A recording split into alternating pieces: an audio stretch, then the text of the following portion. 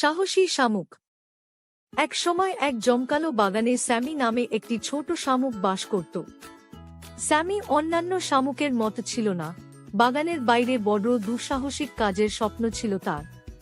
যখন তার বন্ধুরা পাতায় ঝাঁকুনি খায় এবং রোদে ঝাঁকুনি দেয়, তখন স্যামি আকাশের দিকে তাকিয়ে থাকত আর ভাবত যে বাগানের লম্বা দেয়ালের ওপারে কি আছে। এক রৌদ্রোজ্জ্বল সকালে স্যামি তার চোখে একটি দৃঢ় দীপ্তি নিয়ে জেগে ওঠে। তিনি সিদ্ধান্ত নিয়েছিলেন যে আজ সেই দিনটি হবে যেদিন তিনি তার দুর্দান্ত দুঃসাহসিক কাজ শুরু করেছিলেন। তার অ্যান্টেনার একটি দৃঢ় সংকল্পের সাথে স্যামি তার যাত্রায় রওনা দেয়, তার পিছনে একটি ঝিকিমিকি লেজ রেখে। স্যামি বাগানের নিরাপত্তা থেকে দূরে যেতে যেতে তিনি বিভিন্ন বাধার সম্মুখীন হন।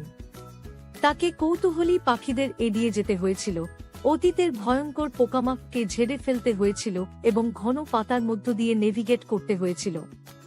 কিন্তু স্যামি দৃঢ় সংকল্পবদ্ধ এবং কোন কিছুই তাকে তার লক্ষ্যে পৌঁছাতে বাধা দিতে পারেনি। পথে স্যামি অসম্ভাব্য বন্ধু তৈরি করেছিল। তিনি একজন বুদ্ধিমান বৃদ্ধ কচ্ছপের সাথে দেখা করেছিলেন, যিনি দূরবর্তী দেশের গল্পগুলি শেয়ার করেছিলেন, একটি বন্ধুত্বপূর্ণ প্রজাপতি যে তাকে বিশ্বাসঘাতক পথে পরিচালিত করেছিল এবং একটি পিঁপড়ার পরিবার যারা তাকে বৃষ্টির সময় আশ্রয় দিয়েছিল। চ্যালেঞ্জ সত্ত্বেও স্যামি তার অটল দৃঢ়সংকল্প এবং তার নতুন বন্ধুদের সমর্থনের দ্বারা প্ররোচিত হয়। অবশেষে কয়েকদিনের ভ্রমণের পর স্যামি বাগানের ধারে পৌঁছেছে এবং বাইরের বিশাল পৃথিবীর দিকে তাকিয়ে আছে। উত্তেজনা এবং আতঙ্কের সংমিশ্রণে স্যামি একটি দীর্ঘ নিঃশ্বাস ফেলে অজানার দিকে এগিয়ে গেল।